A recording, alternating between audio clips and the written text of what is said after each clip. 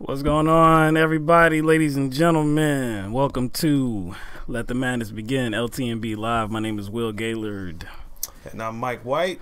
What's going on? We're back at it for another program here on Thursday, May the 10th. Hope the day is finding everybody well. We're going to wait just a minute or so just to make sure people can get into the stream before we begin the program. What's up with you, Mike? You good? Man, I'm straight, man. What's going on? Moose Gal, Warren Fry on YouTube. Facebook's in the house as well.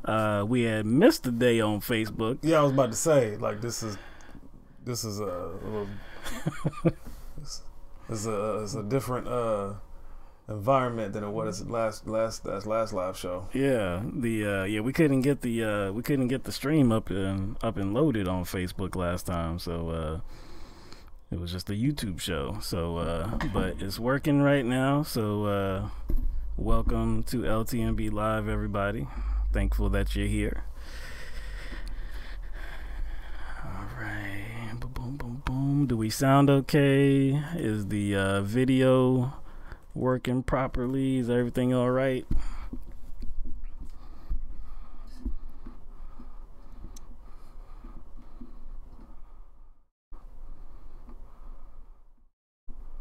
Yeah. All right. What's going on, Dolores, on Facebook? How are you doing tonight? Make sure this works. All right. Okay.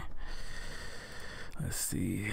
YouTube. What's going on, Marsha? Everything seems great. Moose Gal says we sound wonderful. Said wonderful.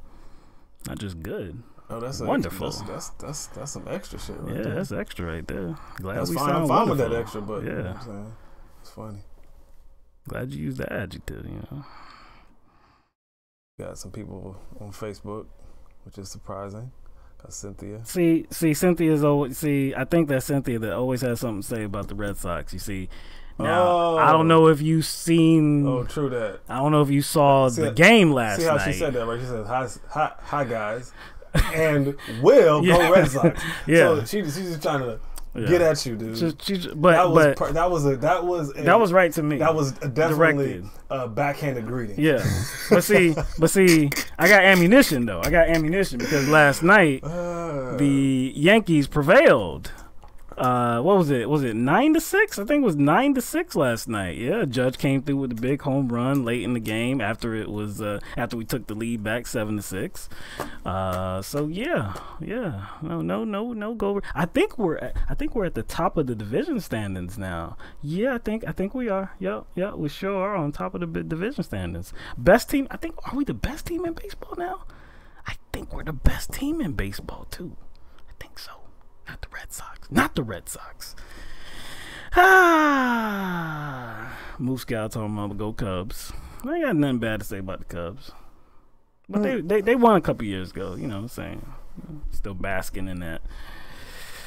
Alright. That's right. See, she's acknowledging the Yankees are in first place. You see, we need to start a sports show, man. A Yankee show. All right, anyway, okay, so let's begin the program. So Tuesday was primary night in 4 states. It was it Indiana, North Carolina, Ohio, and West Virginia. And there were some disappointing results, especially for people that want your more liberal candidates in office, progressive people in office. Seems to be that most of the corporate Democrats, corporate Republicans, they all, took the votes, and they won their primaries. On the Republican side in West Virginia, Don Blankenship, he lost the Senate race, and by a pretty wide margin. It was West Virginia Attorney General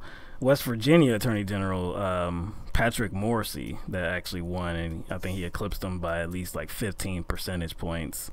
So he is going to be facing Senator Joe Manchin in November, because Joe Manchin easily beat progressive challenger Paula Jean Swearengin, which is, of course, I think everybody was kind of focused on that race. Yeah. Everybody was disappointed too. It was a long shot.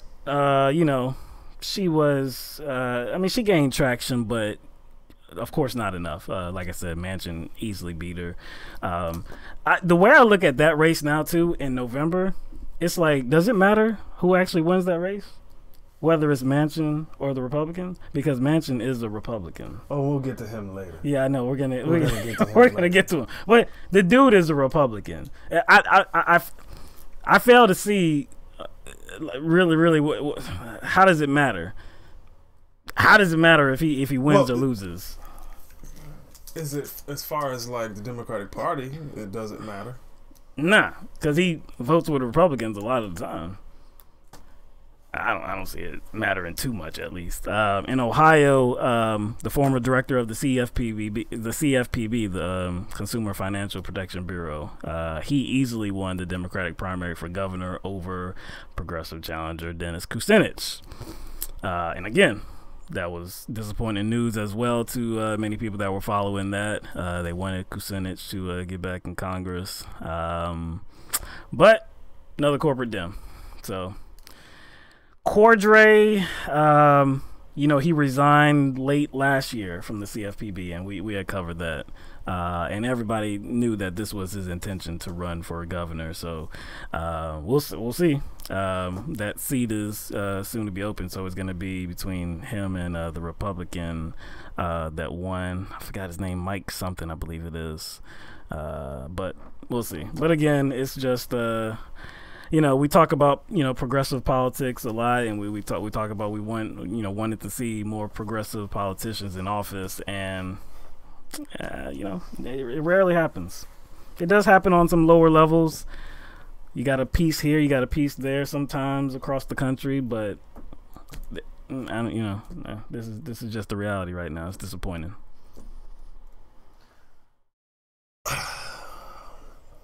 It seems as if like Republicans and Democrats don't really want the inclusion of a third party. Yeah, that's true. So I mean, if that's the reality, then what does it mean for any third party candidates in any of these races? It means their demise is already written. Yeah, man. Is that being at least in the short term? Yeah, future, at least in the short term. Even with a lot of these kind of gerrymandered states, even with that, the gerrymandered states and gerrymandered districts attempting to be dismantled. Like, who does that benefit?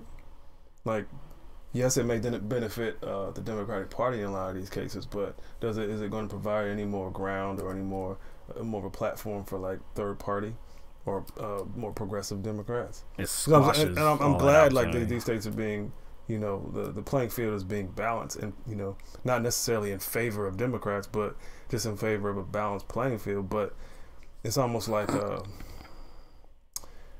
it's like a I don't know. It's like a empty victory, because it's going to be fairly balanced between the two parties, but that doesn't mean anything to me, in my opinion, doesn't mean anything for like your progressive candidates or your third party candidates. I still call them third party even if they're progressive Democrats, because if they're actually you know what I'm saying? Yeah, because they're on the other side of the Democratic They're on the other Party. side of Democrat. They may be under the Democratic umbrella, but I call them third party if they're actually progressive. So what does it mean for them? Yeah, like we said, and this is this is not a presidential year. These the midterm year, so interest is of course going to be down. It's going to be harder for these progressive candidates to see get any traction. So should we kind of like put some of the analysis on pause, because we know that the attention will be kind of heightened in a couple of years? I mean, I think these results mean something, but yeah, we can't just say it means everything, even though we saw what 2016. But still, yeah, it's almost like I don't want to like throw in the towel, but Right. it's still a indication that people are not paying attention like they should. Hold on, let me see here. Yeah. All right. So yeah, some headline news. the 3 American hostages, or the 3 American prisoners that North Korea was detaining, have been released. Our current Secretary of State now, Mike Pompeo, went to North Korea, and he came back with the detainees. So President Trump tweeted before they got back here. He tweeted, "I am pleased to inform you that Secretary of State Mike Pompeo is in the air and on his way back from North Korea with 3 wonderful gentlemen that everyone is looking so forward to meeting. They seem to be in good health. Also, good meeting with Kim Jong-un. Date and place set." So he's talking about that, the upcoming summit, peace talks. And Pompeo is the same person that's trying to put that all together too, the upcoming summit. So that leads me to already be I guess making some sort of plaque for Pompeo's Nobel Prize. Where are the recommendations? Where are the recommendations for Mike Pompeo? Because Mike Pompeo's the one who went there. No, we don't like Mike Pompeo, no, of course, we do but not. No, he was the one who was pretty much instrumental in this and doing all the talking. That's right. Well, actually, Kim Jong-un is instrumental in all this because he's the one who offered more than anybody else. He's the one who offered them up. Put him in the hotel first, and then said, okay, Pompeo is just there to be the chauffeur. Right. Now, what I will say is, there were cordial words exchanged, right? As far as between both Pompeo and Un, and then both Trump and Un. Trump, I can't remember exactly what he said, but he basically said it was he thanked Kim Jong Un for this, I guess this gesture, and hopes that it will, I guess, encourage talks when the summit happens. Right. So they both were very cordial. You know what I'm saying? Now, the Vice President, Mike Pence, was not the same. He attributed these results as having to do something with President Trump's toughness. His tough stance. I mean, see, that's the thing. It's like, that would be believable if, the releasing of hostages was a new thing. Especially with North Korea, or let's say, what's the other country that we're having, I guess, issues with right now, which is Iran. Yeah. Actually, the release of hostages is not a new thing. No, it's not. Not with North Korea or Iran. No. And if it was attributed to his toughness, then it would have happened. You would think it would have happened soon after President Trump said something like Little Rocket Man, or when he threatened to destroy the whole entire country of North Korea. But that didn't happen. It happened after South Korea was pretty much leading this effort to actually engage North Korea and talk peace. That's when it happened. After that, and then of course they invited the United States of America into the table as well. No, South Korea sent an official to the United States a few months ago and said, "Hey, we got this thing popping. So if y'all want to be included in this, you know what I'm saying, we're gonna be engaging in peace talks, and Kim has got his bargaining chips, right, and his preconditions, and y'all have yours, and we're gonna work it out." And Trump just agreed to it. Yeah. So I'm not going to give him. So it wasn't because of his toughness. No, and like I said, it's like the release of prisoners and some sort of if there are going to be some sort of talks or resolutions about denuclearization or disarmament of any kind, the release of hostages is not necessarily a new thing, and it has not always, I guess, amounted to some sort of comprehensive resolution, like some meaningful act afterwards. I'm saying it's for right now, it's it looks good, but am I supposed to just ignore history? Right. I have no problem with giving the administration praise if you want to, saying, "Oh, well, good job getting those Americans back and out of North Korea." I have no problem saying that. Good job, yeah, because lots of people wanted those Americans out of North Korea, out of the detention camp, and yeah. So good job. But again, like Mike said, this is something that is absolutely not new. In 2014, there were 2 Americans that were, that North Korea had released from custody. So that was under President Barack Obama. I mean, again, it's like good job administration getting those Americans back here. Yeah, what did it amount to? What did it amount to? Nothing. It didn't amount to anything because did anything happen after that? Now, again, it looks like we're on the. It looks like we could be on the way, and when I say we, I'm talking about the globe. We could be on the way to actually, like having a result of peace on the Korean Peninsula. It looks like that might be attainable, but we aren't there yet, and this doesn't say anything about the prospects of it. I don't think so. I mean, good job, but still but look, a lot of work to do. Okay, like I think the way I'm looking at it is like, how does Kim Jong-un, like, I guess, see the release of these prisoners? Like, according to him, what's his perspective? Not like how do we see it? Like, what does he seek to gain from it? Like, yeah, because you'd have to. You know what I'm saying? We'd have to see like what is his aim?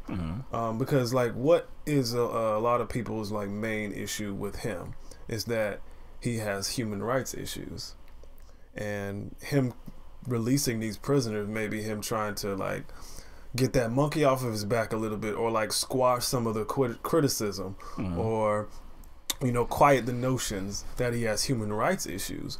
But I guess, right before we go into this summit, you know what I'm saying? So that he thinks that's going to be something that's off the table, which I just don't think so, because right now he still has thousands of North Koreans in labor camps. So I don't know. I think that we got to look past how the United States may be viewing the release and not, like, I guess, project what we think it means. And like, what does it mean for like leading up to this summit? You know what I'm saying? Because we don't want to get our hopes up, because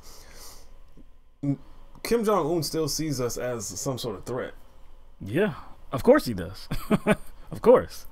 So I'm trying to figure out like what is it that can be done on our part that's going to like kind of quiet that apprehension on his part. Like what? Yeah, because especially after coming out of the most recent events and getting out of the Iran nuclear agreement. That's not gonna like qualm his fears. That's not gonna. I don't think you can qualm the fears of somebody like Kim Jong-un anyway, because he's known to be paranoid. Right. He has a well-known and documented history of being paranoid. So we have to tread very lightly going into this summit. That's all I'm saying. And if anything's going to come out of this, there are some people that don't need to open their mouths, and that's Donald Trump. Yep. Because North Korea already said pump the brakes. Pump the brakes. Stop opening your mouth and treating this summit as having taken place because we're scared of you or because we feel some kind of pressure. Yeah, because of the sanctions, because of your tough talk. Because who are we dealing with? We're dealing with Kim Jong-un. So he has it's a high percentage. Like he has a high percentage. Let's say, of, I guess, reactionary instability. And so he could just want to get up and walk away from the table if he feels slighted. You know what I'm saying? Very good. Very well could. We don't know how this is going to work. But yeah, it was announced that the meeting, like the summit, is going to take place in June. I want to say it was June 12th, and I believe it's in Singapore. Yeah, it's not in the demilitarized zone. No, it's not. I believe it's going to be in Singapore, and I believe I got the date right, June 12th. Although I'm thinking June 10th too. But anyway, it's early in June. And also, the thing is, it's like, why are we acting as if like the United States is the like kind of the only player in this? Like as if Kim Jong-un has to appease the United States and that's it. Kim Jong-un actually. It would seem as if he has to appease South Korea and Moon Jae-in and China. Right. You know what I'm saying? Like, if you look at most of the communication, it's been between them. It's been between Moon Jae-in and then China. So, if anything, why is it the United States who is kind of like the premier topic as far as who is North Carolina? I think I almost said it again. North Carolina, who North Korea wants to appease. Why isn't the conversation about South Korea and Right. China, Right. as if like because they're essentially closer, and you know whatever happens with North Korea is going to affect them too, and so he's going to. It just seems as if like he would want to, Kim Jong-un would want to appeal to Moon Jae-in because they have sanctions on North Korea right now too. You know what I'm saying? So like I just don't see United States being like the top priority in our discussion about who is, you know, being appealed to. Like it's just about us. You know what I'm saying? As if no other country has any kind of influence on Kim Jong-un's decision. Right. And because of about these 3 Americans that were detained in North Korea that just made their way back, there's been a lot of, I guess, talk and thought about these 3 as having been detained for a long time. Like each one of them having been detained for a long time, all of them going back to Barack Obama, the former president. And that's probably because Donald Trump intimated that in a tweet, I believe, and he said, the former administration wasn't able to get these 3 prisoners released. They failed at doing it. Blah, right. blah, blah. So it was a criticism, right? But that's not entirely true. And just to show you how far Trumpians, or I guess Trump surrogates will go to, I guess, defend his lies. Kellyanne Conway, who is the counselor to the president, she appeared on CNN with Jake Tapper, and this subject came up. He went on Twitter and talked about the 3 American hostages. He talked about the 3 American hostages and how the Obama administration had tried and failed to get them free. 2 of the 3 were detained while Donald Trump was president. There is no way that Obama could have gotten them released because they were captured when Trump was president. That's just a lie, and that tweet is still up there. And that's just symbolic of the fact that this president gets in his own way all the time, even when there's something good potentially happening. So you're focusing on the tweet, and we're focused on the hostages. But why is he blaming Obama for hostages that were taken while he was president? Jake, he's probably thinking about President Obama and the terrible Iran nuclear deal and the terrible what he did. But why not just tell the truth? Or when someone says the truth is, 2 of those 3 were taken, 2 of those 3 hostages were taken when you were president, so maybe we should take down this false tweet. And all 3 could well be released while he's president. And God bless, and I hope that. All right, so that interview was taken before the news we learned yesterday about the Americans actually being en route back to the United States. But you heard what she said. She didn't really want to talk about the lie.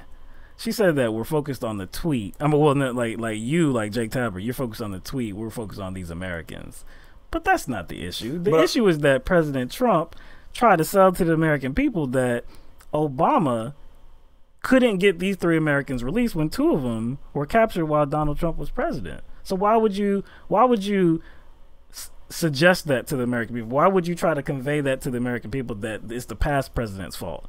Like, when I get it done, when they actually reach the shores of America, that's going to be on me. See, that's all me. Obama couldn't get that done. That's all me. Do you think Trump actually knew that those 3 men were captured after he became president? Well, 2 of them. Yeah. 2 of them. He had to. Yeah, he had to. You think so? He had to. You think so? He had to. He had to.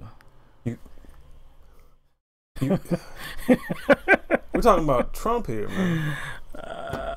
He may very well not have known, and he's just using this opportunity. Again, he uses every opportunity he can to like one up Obama. And if it wasn't Obama, it would be somebody else. I don't think it matters that it was Obama. He was the last president, so of course he's going to be his target. So he's going to be his target. And so he's always looking to, I guess, show himself to be better than the last president. So regardless of the fact, so I wouldn't put it past that he didn't even know, and so he's just going to say the first thing that comes to mind is like, I got to say something that's going to make me look better than the last president. Okay, so that wasn't the only, I guess, the only tool that she used to defend Donald Trump. Oh, she also went to the Iran deal. But no. You know what? Trump was actually thinking about the Iran deal, even though that has nothing to do with North Korea or these 3 prisoners. No. It's she was trying to offer some sort of explanation as to why he would tell, like, I guess, a lie. He was lying because he was thinking about some other thing. That just doesn't make any sense. I just don't see why she's still even able to come on these shows and even be granted, access to the media and access to a bunch of people's ears and be given the spotlight. I still don't understand it. And we can, applaud, who was it, Jake Tapper? Yeah. We can applaud him for, trying to, question her and not give her softballs. But why the fuck is she on there in the first place? You already know what you're gonna get, and she keeps getting welcome back too. She keeps getting welcome back. That's why I can't trust CNN, because they keep on like allowing these, I don't know, these liars. Yeah, pretty much. Yeah.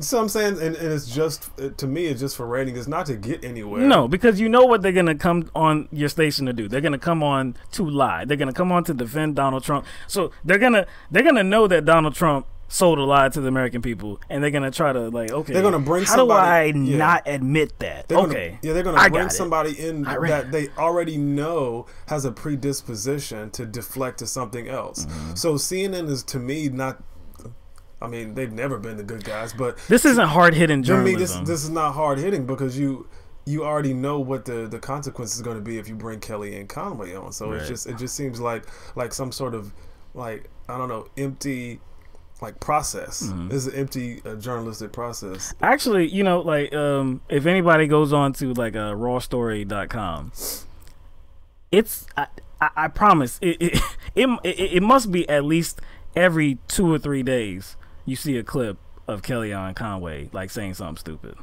and it's on CNN. It's like every 2 or 3 days. Like, this is the norm now. So yeah, this isn't hard-hitting journalism, because of course, like, what she's gonna say. She's gonna like find some kind of reasoning to, I guess, just to excuse Trump for whatever he says or whatever he does. It's not gonna make sense. CNN knows this. It's like they try to keep capturing her in a gotcha. Look, see, I got you cornered. You can't get out of this. Oh, you got out of it. Damn it. That's why I say it doesn't get us anywhere. We already know what we're going to get when it comes to her. It's like they are kind of like they're beating a dead horse right now. Yeah. Get off the Kellyanne Conway train, dog. Straight up, man. This is what you're gonna keep getting. If that's the thing, like,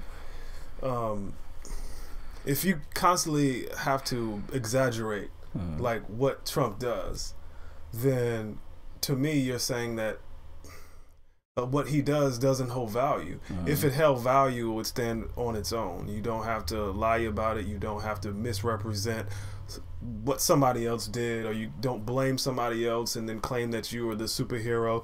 Just let it stand for what it is. And I think sometimes Trump will undermine something he feels that he accomplished. You see what I'm saying? Like, he gives people the excuse to kind of like downplay something he did. So if he even did anything, that's what I'm saying. Like, if we're going to give him credit for something, that's cool, but it's not necessary to, like, I guess, juxtapose what you did against somebody else and present yourself as the hero and you're just fixing things when that's not the case. So if you're going to pat yourself on the back for doing something, but the pat on the back is accompanied with a falsehood, then how are we going to congratulate him? You see what I'm saying? Like, but so in CNN's part in this, basically they can achieve the same result without questioning Kellyanne Conway. They don't have to invite her on to actually expose President Trump as a liar. They don't have to do that.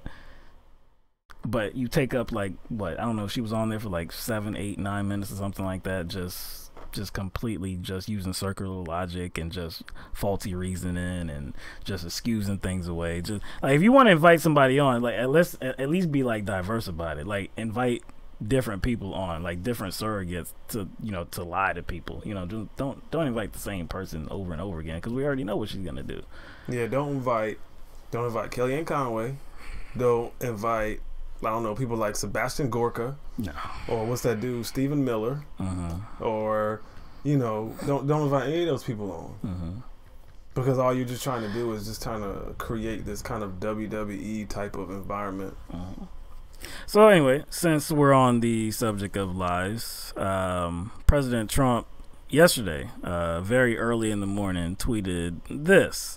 The fake news is working overtime. Just reported that despite the tremendous success we are having with the economy and all things else, 91% of the network news about me is negative, fake. Why do we work so hard in working with the media when it is corrupt? Take away credentials? You know what? Actually, regardless of like the truthfulness of that first part, that's Trump, so I expect that. That's nothing new to me. I'm not really outraged about that first part because we know he just pulled that 91% out of his ass. Well, no, he didn't pull it out of his ass. You know where he pulled it from? Pulled it from Fox News. But that's well, okay. It's like that's more like Inception ass. Yeah, like Fox News pulled it out of their ass, and he pulled it out of Fox News's ass. So it's like an Inception pulling out of the ass thing going on. So wherever he pulled it from, it was from an ass. Yeah, it was. So it was maybe from some. but I guess to deal with that stat though, like I mean, like if the network news, whatever they broadcast about President Trump is 91% negative in the eyes of the conservative or in the eyes of Fox News or President Trump. What President Trump is doing is equating negative news and false news. But guess what? We already know that that's his thinking. That's how a narcissist thinks. That's why I only like in general I don't have a problem with it. It's whack. I have my opinion on it, but coming from him, I'm like, it's not surprising. It's not surprising as par for the course. But it is something to like actually see him make that equation. But I think, like, to me, I think I told you when we were talking about it before the show that I thought it was a repost, that I thought he said something similar in the past. Like I said, that first part, it's whatever. I mean, he's a super narcissist, but you know. There's a lot of leaders that are super narcissists. There are a lot of politicians that are super narcissists that don't take criticism well or don't like taking criticism at all. So that first part, whatever. He's opposed to negative criticism. He's just more sensitive. He's doing a tremendous job. He's more sensitive than I guess most politicians. Fine. Right. That's all that reveals to me. It's the last part. To take away the credentials. It's that last part that is troublesome. Yeah. You know, the first part is troublesome, but it's like, whatever. It's just him being a crybaby. Right. You know what I'm saying? I'm not really going to pay attention to him being a crybaby, whatever. But when you're talking about taking away credentials, then you get into, like censorship issues. Right. You get into First Amendment issues. You get into freedom of the press issues. Well, see, and that's why the two are linked, though. I mean, like, I know you don't want to focus on him being a crybaby, but he's using his equation to say that credentials may need to be revoked because I established that anything that is reported on me that is negative is fake. He's using that as an offer of evidence to why, like, these journalists, these networks don't deserve those credentials, which is it's outrageous. It's absolutely outrageous. So basically, you're saying like the litmus test to determine like what's fake and what networks should be their credentials should be relinquished is going to be based on him and him alone. I mean, to him? Yeah, him and him alone. But that's what he's establishing. But see, that can I think that can backfire. I think that has a potential to backfire, though. Oh yeah, no doubt. Of course, because again, if you're gonna make that equation that anything that is covered about you is fake, I mean that's just a crazy standard. I mean, like it really doesn't even need to be explained. It's just like if Donald Trump says there's some good people on the side of neo-Nazis, and the media reports about that and says we have a problem with what you said, it's not because it was a lie. It's not because the news that they reported was fake. Who is ultimately kind of in charge of that? Like, again, we have to understand like who Trump is and how he thinks government runs. Like, he thinks he's a CEO. We've already talked about him running into legal issues with him trying to implement certain, certain policies, like with the DACA. He got rejected. He got rejected with that many times. Many times. What's the other thing we recently talked about that got rejected? He got rejected on the Supreme Court.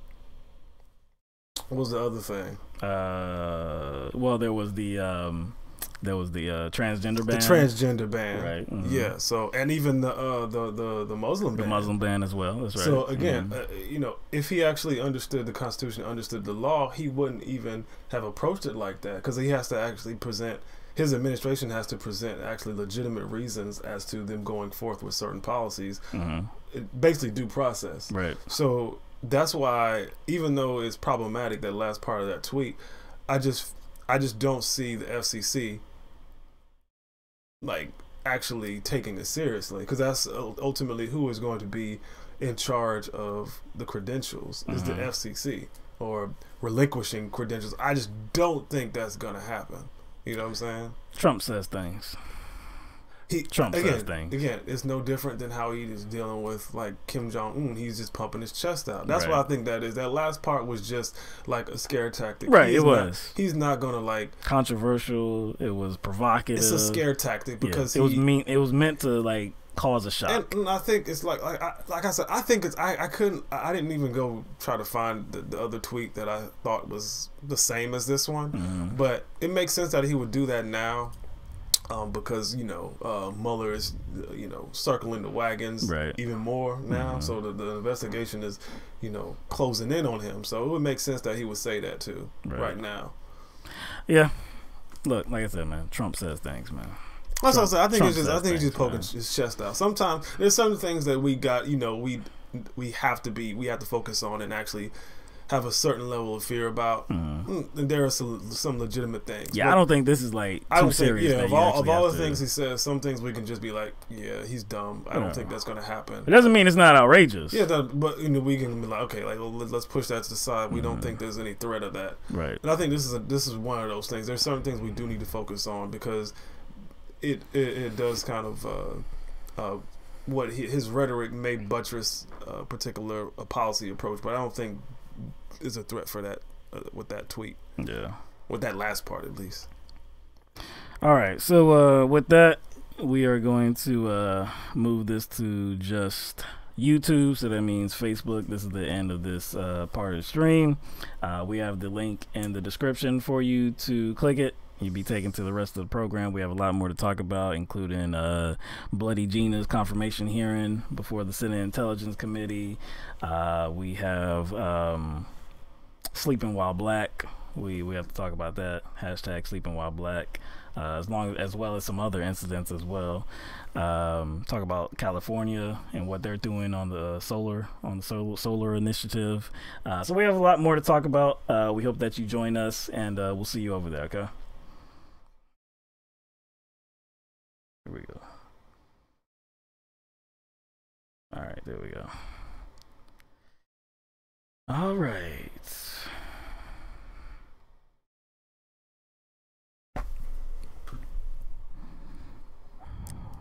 Let's see. Anybody saying anything in the chat that's related?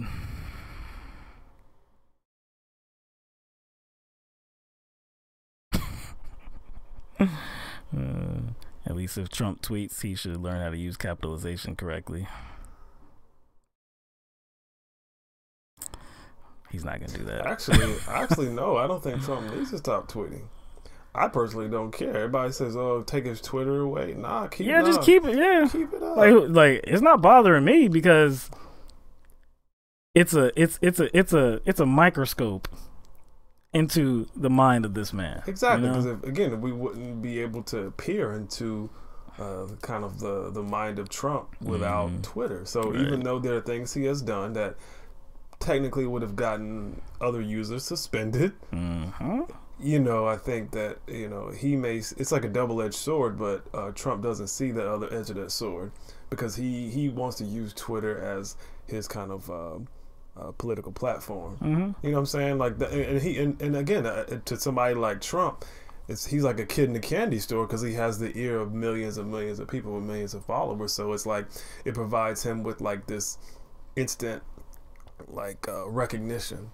But at the same time, it provides him with instant means to put his foot in his mouth. Mm-hmm. So keep that motherfucker on.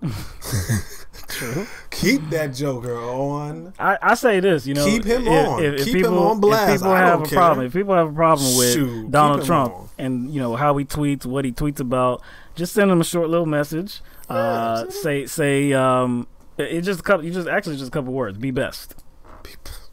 Just tell him to be best, man. He'll understand. Yeah, keep that mug Be on. best, man. Let him dig his grave, and that's what he's doing, because all those statements are official statements. So I personally don't care, no matter how ridiculous they are. Look, a lot of negative feedback. Beside ourselves about it. A lot of the, I guess the feeling and the attitudes of Americans have been drummed up because of his Twitter account. Like the way we feel about Donald Trump is, I mean, it's not all attributed to what he says on Twitter, but a lot of it is. So if his overall approval numbers are down because of his Twitter account, and again, let him keep that thing. Smokey Eye has already said, hey, that's how he, communicates with the American people. Smokey Eye has already said that. So let him communicate. So let him communicate. Yeah. Like, you know what I'm saying? No problem with it, man. All right. So, all right, let's get to Yale. So recently, police were called to a dormitory at Yale recently because a white student called the police on a black student who was sleeping in a common area.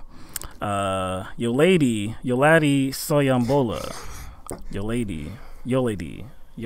Yeah, it's Yoladi. Yeah. Yoladi Soyambola. She's a graduate student at Yale. And she was working on a paper when she fell asleep late at night. The white student, who has been identified as Sarah Braish, she walked in, turned the lights on to discover Soyambola there. She called the cops. Officers showed up and interrogated Soyambola. The incident lasted more than 15 minutes. So again, all this was a situation where there was a student in a common area working on a paper. She fell asleep on a couch. Another student walked in, turned on the lights, found her, said, "You're not supposed to be here," or "You're not supposed to be sleeping in here." And then she called the cops. So we have some video because Soyambola, she took some video of this on Facebook Live. So we have it was about, like I said, it was a long video, but we condensed it down to about like 2.5 minutes or so. I already have that up.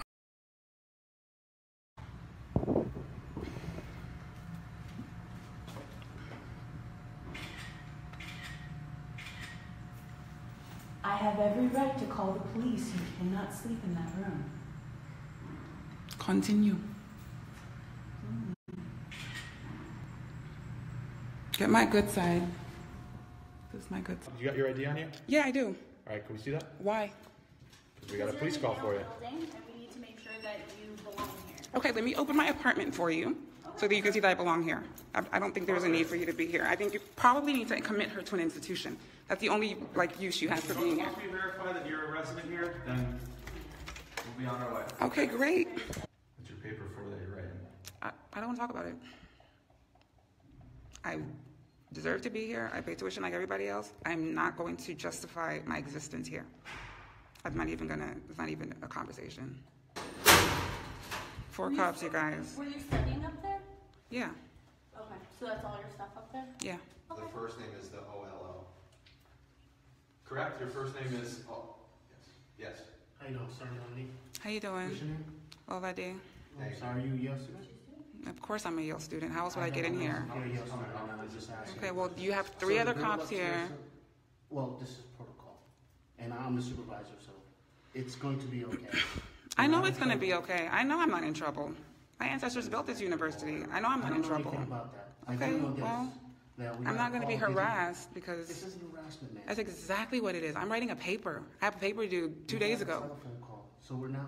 Yeah, I understand that, but you should understand by now that there's actually, if you've actually spoken to her, it shouldn't take that long to understand that there's nothing going on. The girl got into a verbal discipline or tried to wake her up or something?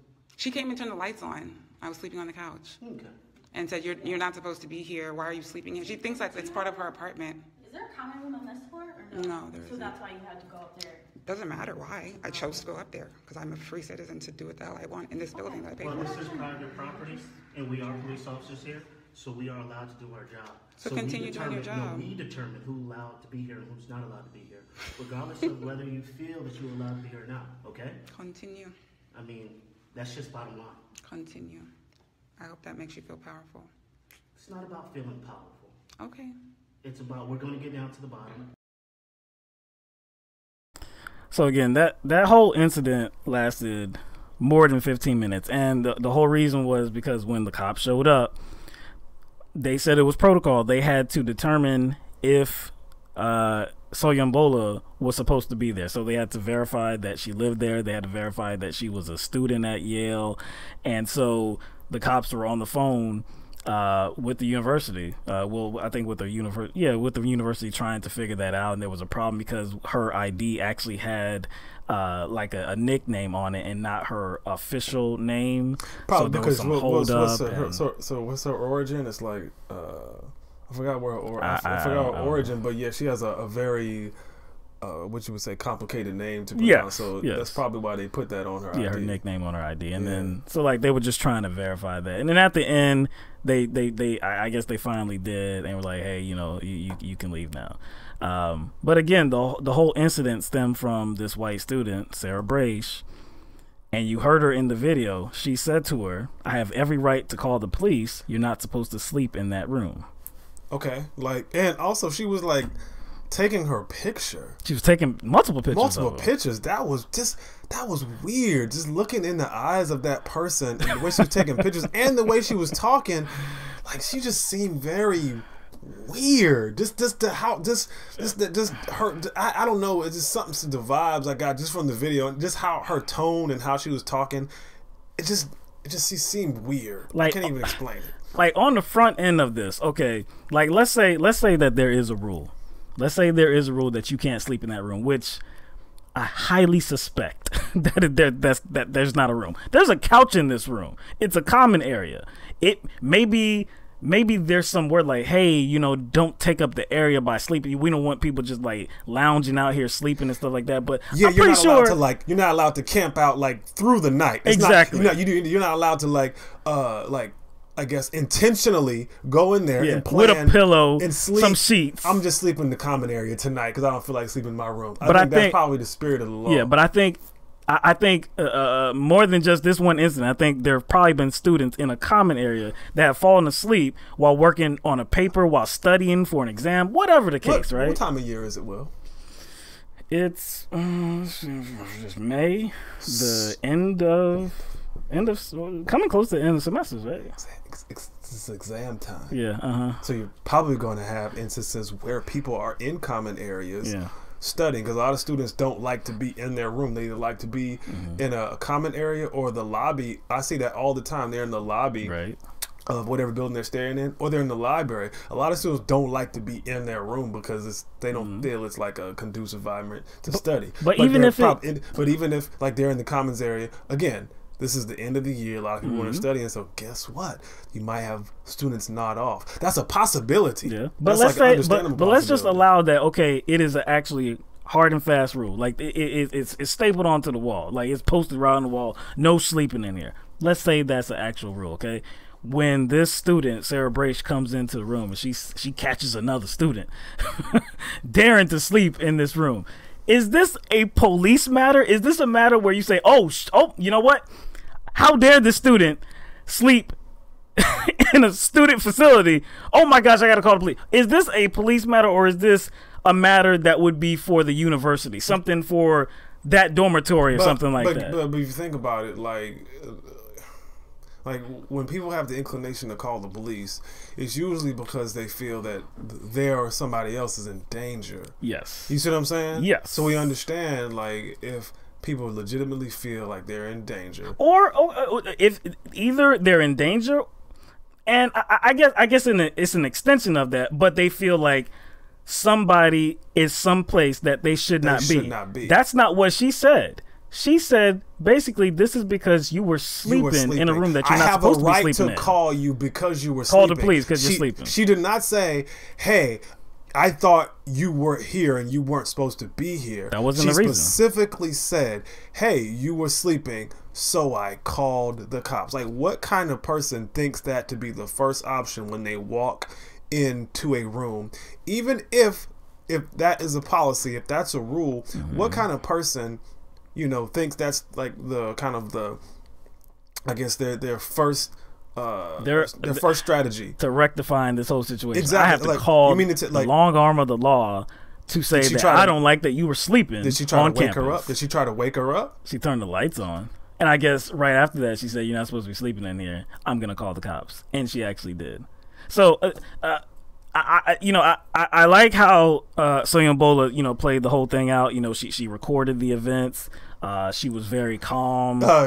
Get my good side. Yeah, take a picture. The girl was sarcastic. I really wish. Obviously, she had to do the recording, so she couldn't put the camera on herself.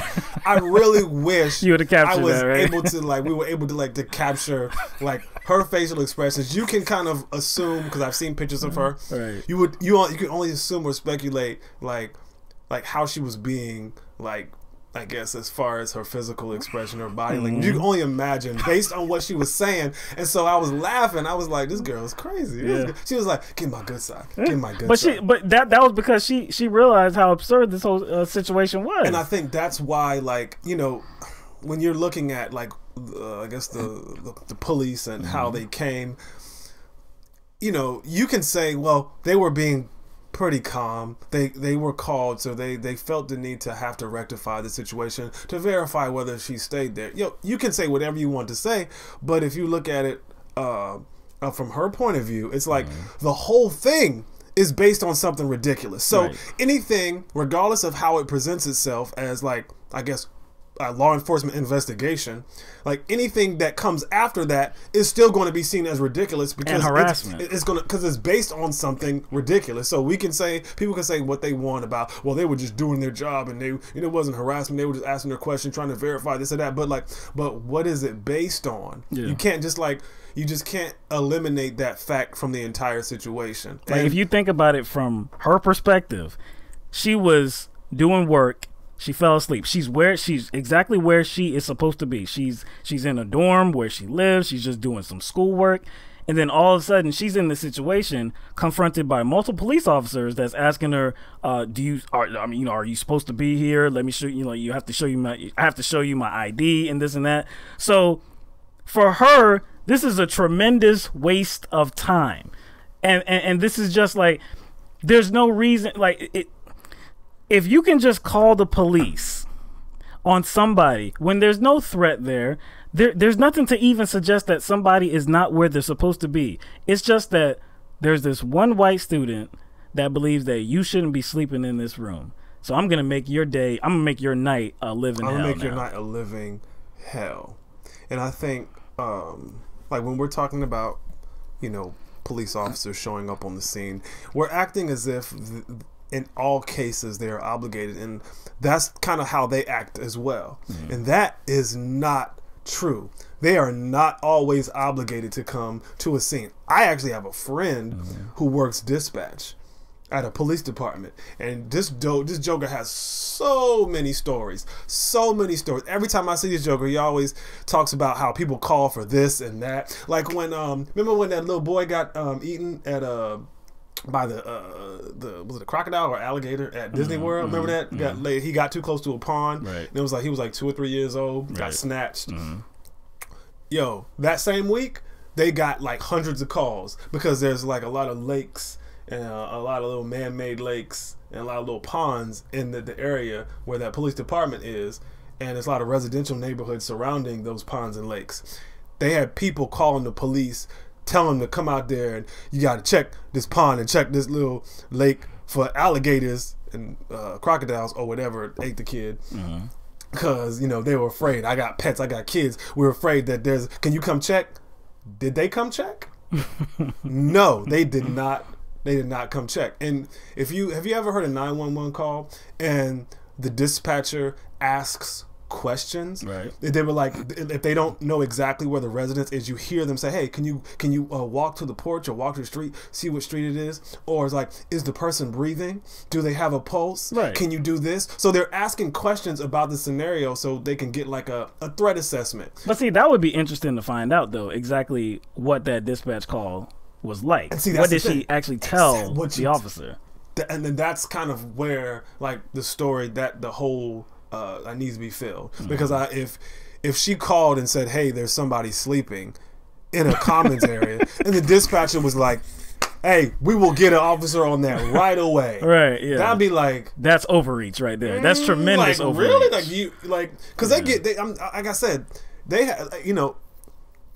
they get calls all the time, so they kind of have to prioritize these calls. Now, again, I can't remember. It was during the night, but they have to prioritize these calls. I mean, they don't. It's not like they have an endless amount of officers all the time. So again, it to me, they would definitely need to prioritize calls based on the level of complaint. If it was, hey, this person is sleeping and it's against the rule for the dormitory, it's not against the law, the law that you're supposed to, uphold, but it's a dormitory rule, so y'all need to get involved. Like, what would prompt police officers like to get involved in this circumstance when it was just some sort of internal rule and not some sort of violation of the law? It's like, so essentially, dependent on that call, like what was told to dispatch, you can really find out like who's at fault here.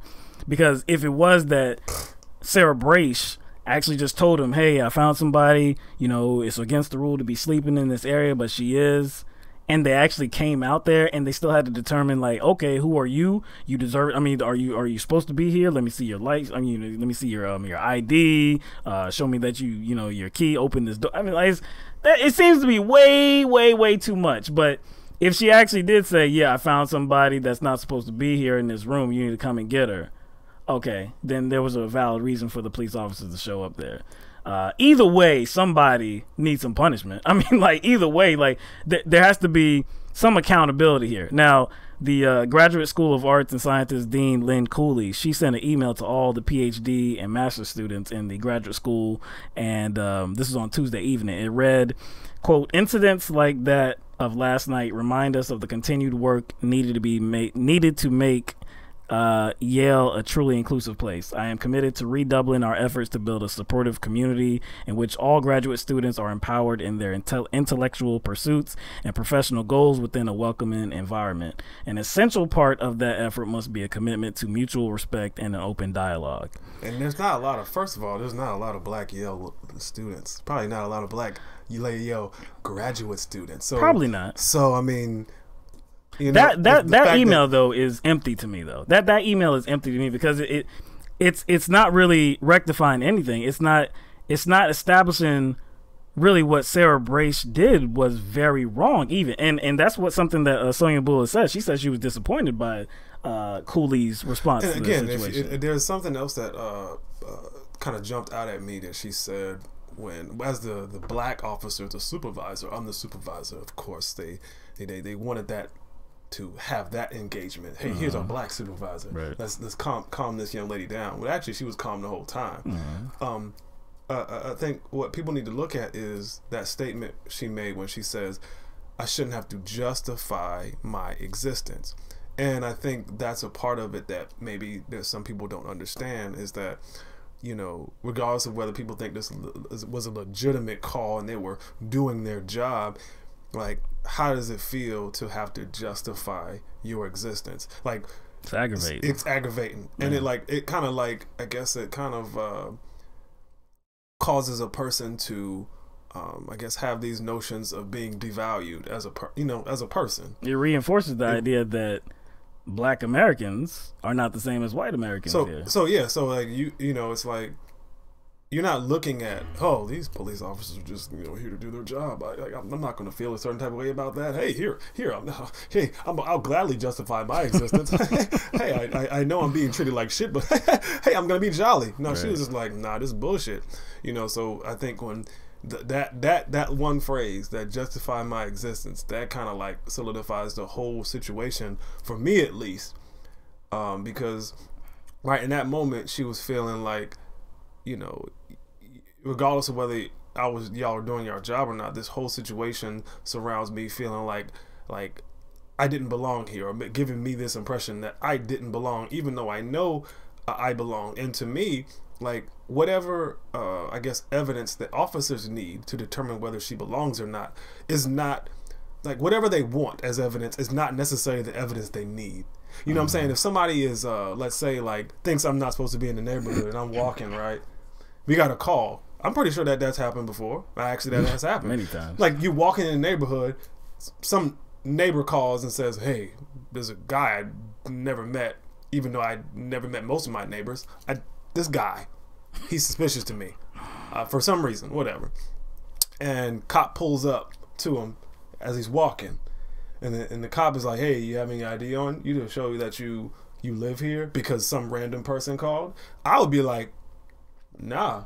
You will see that I belong here once I get to my house, and you see me go in. That should be enough proof. Yeah, because these streets are free for anybody to walk on. Again, like, the proof that they want is not necessarily the proof that they need. Once they saw her, she had a key and she opened the door. It should have been the end of it. They just wanted to go forward, and it's like, oh, we have to verify in another way. We have to, see your ID. We have to call, the university. But see, that's why you got to get into the mindset of her from the outset of this, because from the beginning, it's like, I'm in this situation where I'm forced to justify that I belong here, even though nothing told anybody that I don't. It's just the word of this one student that is upset that I was sleeping in some room, and she feels like I shouldn't have been doing so. So because of that, now I have, like, multiple police officers in this area. I'm being held up.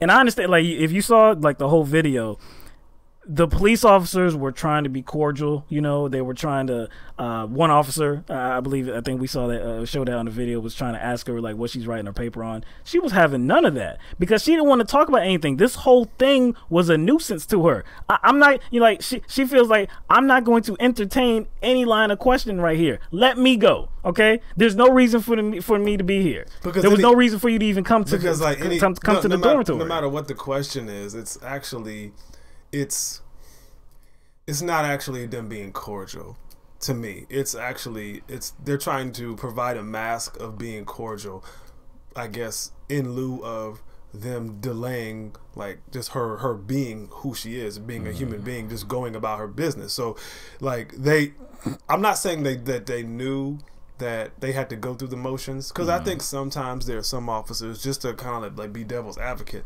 there are some officers that feel that they are put in circumstances where they have to go through the motions to to satisfy procedure, or to satisfy their supervisor, or to satisfy them doing their job. So I can understand in some cases where officers are cordial because they know that they're going through the motions just to keep their job. But again, like you said, that doesn't matter because she's not feeling this because of what the whole situation is based on. If she was being detained for 2 minutes, it was 2 minutes too damn long. Again, the evidence that they want is not necessarily the evidence that they need. As soon as they saw her with a key, it should have been over. I'm sorry. That actually proves that she lives there, or she knows somebody who lives there and they gave her a key. So either way, she proved that she lived there. And to me, that's enough. Sadly, this is not the only incident that's happening. And really, this one particular case at Yale, it may be new to Yale, maybe.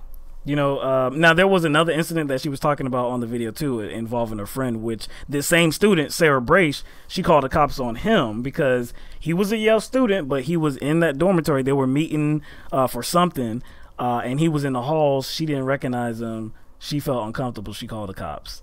So again, this is the second incident involving her, but it's not like unfamiliar to America. This happens all across America, and it has been happening for years and years and years. The only reason really now I think that it's being highlighted is because of what happened in Philadelphia at the Starbucks. That was a very big incident. It drew a lot of attention to it.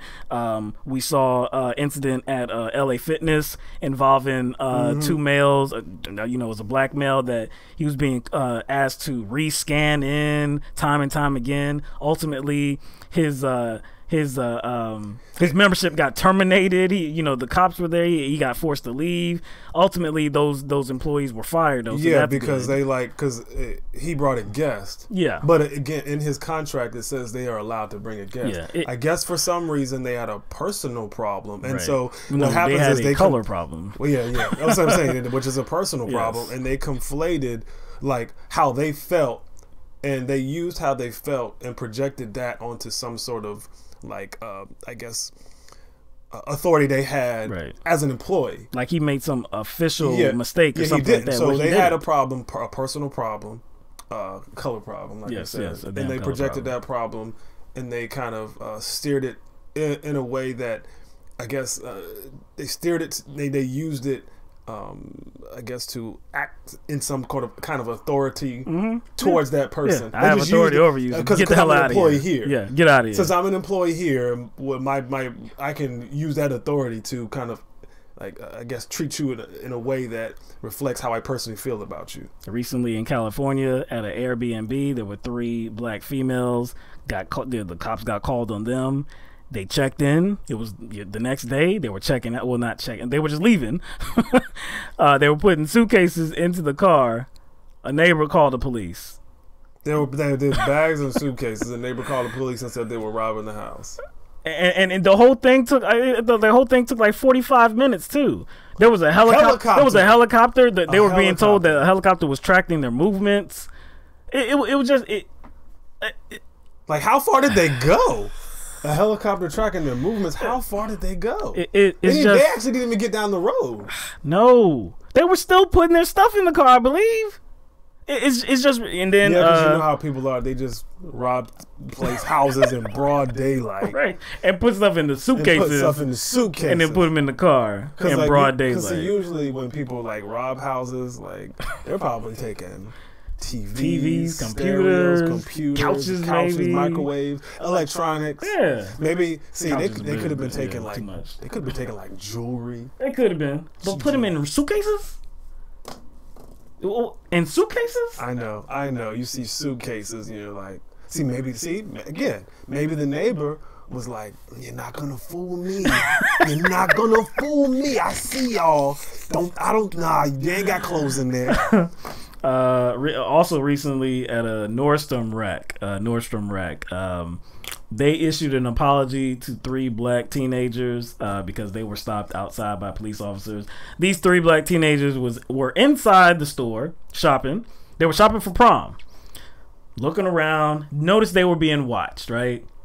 I don't know if everybody has that past or have those incidents that they can draw on, but I know I do. I definitely know I do, where you feel the employees, the staff watching you. I remember that as a kid, so I know exactly what they felt like. But what they did was that, like, you know what, look, we're going to validate our existence.